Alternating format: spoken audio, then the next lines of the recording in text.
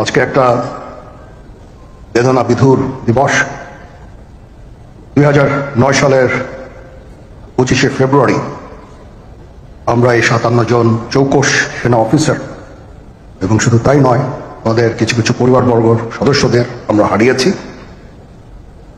এখানে আসার সময় এই ছবিগুলো আমি দেখছিলাম। এই ছবিগুলো আপনারা অনেকে ছবিতে দেখেছেন, কিন্তু এগুলো আমার সব চাক্ষুষ দেখা। আমি একটা চাক্ষুষ সাক্ষী এই সমস্ত বর্বরতার। একটা জিনিস আমাদের সবসময় মনে রাখতে হবে, এই বর্বরতা কোনো সেনা সদস্য করেনি, সম্পূর্ণটাই তদানীন্তন বিজিবি সদস্য দ্বারা সংঘটিত। Full stop.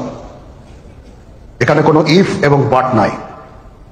এখানে যদি ইফ এবং বাট আনেন, এই যে বিচারিক কার্যক্রম এতদিন ধরে হয়েছে, 16 বছর ধরে 17 বছর ধরে যারা জেলে আছে,